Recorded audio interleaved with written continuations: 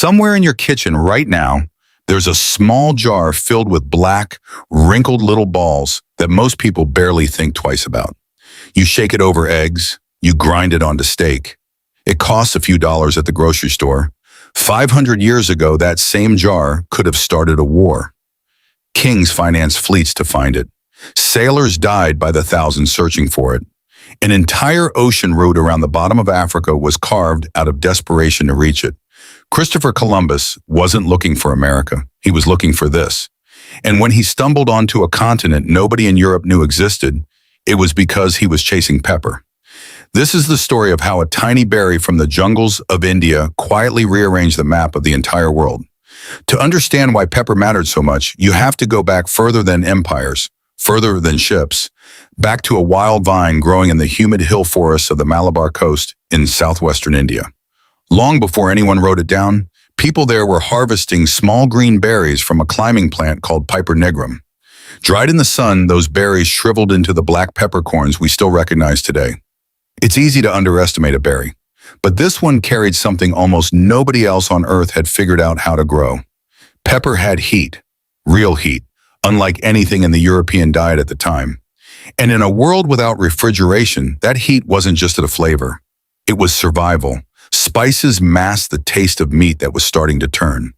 They preserved food longer. They made bland diets bearable through long winters. And pepper, more than almost any other spice, delivered a punch that was addictive once people got a taste of it. The earliest solid evidence of pepper leaving India comes from ancient Egypt. Archaeologists found peppercorns stuffed into the nostrils of Ramesses the Great, the pharaoh who died around 1213 BCE as part of his mummification. That means Indian pepper was already traveling thousands of miles by sea and land over 3,000 years ago, long before anyone had a name for globalization. Someone in Egypt paid an enormous price for a handful of dried berries from a coast most of their countrymen had never heard of. That's when the first curiosity loop of this story opens, because nobody in Egypt, or later in Greece or Rome, ever quite figured out where pepper actually came from. The traders who carried it, first Arab and South Asian merchants, later a rotating caste of middlemen, guarded that secret ferociously. Ancient writers spun wild stories to explain it. The Roman historian Pliny the Elder cataloged tales that pepper grew guarded by fierce snakes, that harvesters had to burn the forest to drive the serpents away, which was supposedly why black peppercorns looked scorched. None of it was true, but the myth served its purpose. As long as Europeans believed pepper was nearly impossible to obtain, the merchants who controlled its supply chain could charge almost anything they wanted. And they did. By the height of the Roman Empire, pepper wasn't a seasoning. It was practically currency. Roman markets sold it by weight, sometimes literally trading it for gold. The famous Market Hall of Trajan in Rome had entire sections just for pepper and spices.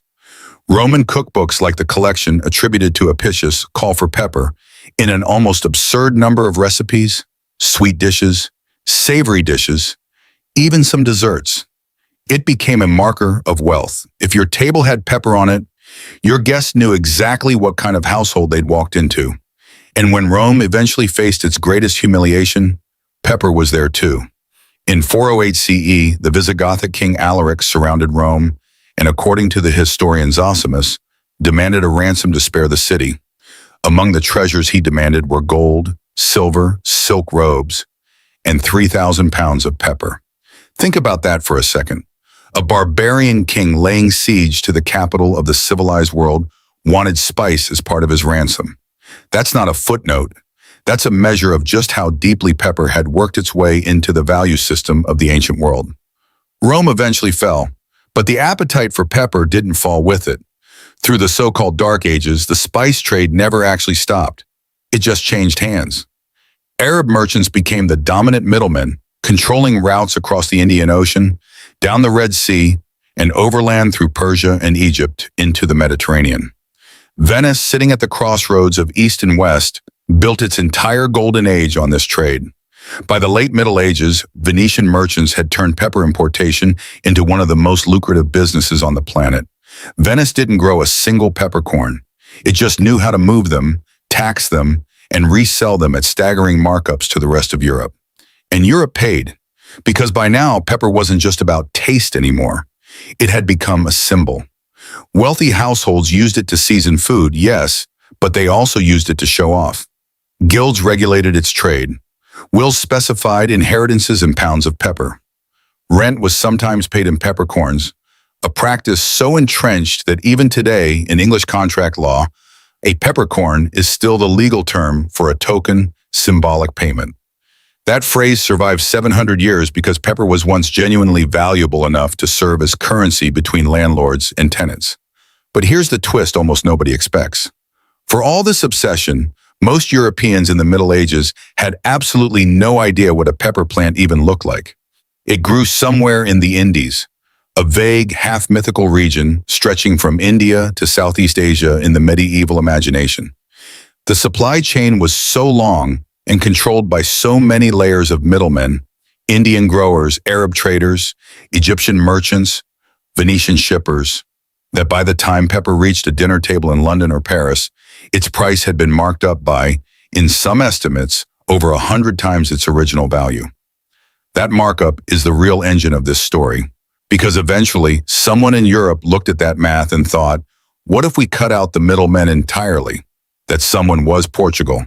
In the late 1400s, Portuguese sailors began pushing further and further down the west coast of Africa, funded by the crown and driven by a single obsessive goal: find a sea route to Asia that bypassed the Arab and Venetian trade networks completely. If they could sail straight to India, they could buy pepper at the source and sell it in Europe without paying anyone else's cut. In 1488, Bartolomeu Dias rounded the southern tip of Africa, proving it was physically possible to sail from the Atlantic into the Indian Ocean. But it was Vasco da Gama, a decade later, who actually completed the journey, arriving on the Malabar coast of India in 1498 at the city of Calicut, the very heartland of pepper cultivation. His voyage had cost enormous money and dozens of lives to storms, disease, and starvation. But when his ships limped back to Portugal, loaded with pepper and other spices, the profit was so enormous, some historians estimate around 60 times the cost of the entire expedition, that it didn't matter. Portugal had found the answer. This changed everything.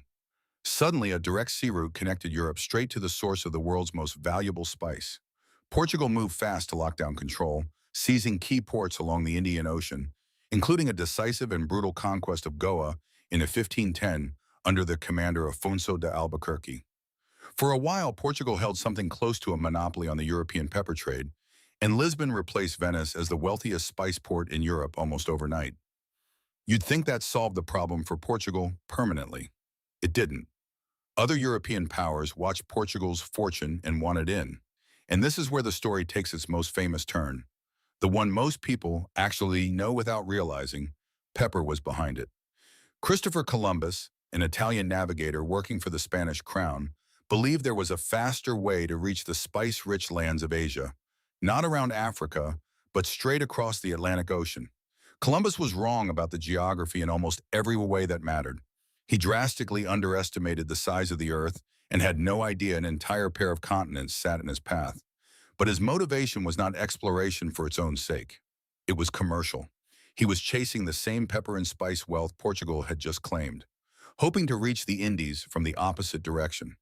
In 1492, when his ships made landfall in the Caribbean, Columbus was so convinced he had reached Asia that he called the people he encountered Indians, a mislabel that has stuck for over 500 years. He never found black pepper in the Americas. What he did find, ironically, was a different fiery plant entirely, the chili pepper, unrelated to Piper nigrum, but sharing that same addictive heat. Confused and desperate to justify his voyage, Columbus called it pepper too, and the name never went away. That's the reason two completely unrelated plants, one a tropical vine from India, the other a New World fruit from Central and South America, both carry the word pepper in English today. So the search for real pepper accidentally opened up an entire hemisphere Europe hadn't known existed. Historians still debate how much of Columbus's voyage should be credited to the spice trade versus broader ambitions of golden territory, but the documentary record is clear. Pepper and spices were the explicit commercial justification funding his expedition. Meanwhile, back on the original spice route, the Gauchamaum, The competition kept intensifying. By the early 1600s, the Dutch had entered the picture with brutal efficiency. The Dutch East India Company, founded in 1602, became one of the most powerful commercial entities the world had ever seen, effectively a private corporation with its own army, navy, and the authority to wage war. The Dutch didn't just want to trade pepper, they wanted to control its supply entirely, and they were willing to use extreme violence to do it.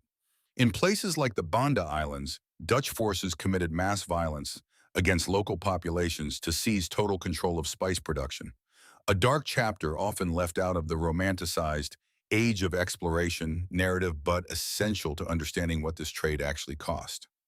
The English weren't far behind, founding the British East India Company that same era, and soon the Indian Ocean became a contested battlefield of European trading companies, each trying to squeeze out the others through treaties, warfare, and increasingly aggressive colonization.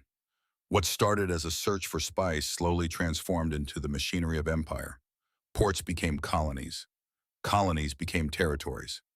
And the drive for pepper helped lay early groundwork for centuries of European colonial rule across South and Southeast Asia, with consequences that shaped those regions for generations afterward. And through all of it, the pepper vine itself just kept growing quietly in its native soil, indifferent to the empires rising and falling in its name. Eventually, something inevitable happened. The very success of the spice trade sowed the seeds of its own transformation. As European powers established more efficient shipping routes, expanded cultivation to new colonies, and increased overall supply, the scarcity that had made pepper so valuable for thousands of years began to erode. Pepper plants were smuggled out and cultivated in new regions, including parts of Southeast Asia that would go on to become major producers themselves. Supply grew, prices fell. The spice that had once been worth its weight in gold slowly became something ordinary people could actually afford. By the 1700s and 1800s, pepper had transitioned from a luxury reserved for kings and merchants into a common household item across much of Europe and eventually the world. The economic engine that had funded voyages, built fortunes, and toppled trade monopolies had, in a strange twist, made itself obsolete as a source of extraordinary wealth. Pepper didn't disappear. It just stopped being rare. Today, that same plant, still primarily Piper nigrum, is grown across tropical regions worldwide, with Vietnam now standing as the largest producer on Earth, followed by countries like Indonesia, Brazil, and India, the original homeland where this entire story began. Global production runs into the hundreds of thousands of tons every year. It is, by volume, the most widely traded spice in the world, and scientifically, we now understand exactly why it captivated humanity for so long. The compound responsible for pepper's signature bite is called piperine, an alkaloid that interacts with pain receptors in the mouth in a way that tricks the brain into perceiving heat. Researchers have also studied piperine for its potential effects on digestion and on how the body absorbs certain nutrients and compounds, though claims about dramatic health benefits are still an active area of ongoing scientific research rather than settled fact. So the next time that little jar sits on your table and you tip it without thinking over a plate of scrambled eggs or a fresh cut of steak, it's worth pausing for just a moment. That small gesture connects you to a pharaoh's tomb in ancient Egypt, to a barbarian king ransoming Rome, to Venetian merchants who built an empire on markup, to Portuguese sailors who died by the hundreds rounding a continent, and to an Italian navigator who got hopelessly lost looking for it and stumbled into a hemisphere nobody in Europe knew existed. Black pepper didn't just season history. In a very real sense, it helped write it. Wars were fought over it. Trade routes were mapped because of it. An entire age of global exploration was set in motion by people chasing a small, wrinkled, unassuming berry. And it's still sitting right there in your kitchen, waiting for you to notice.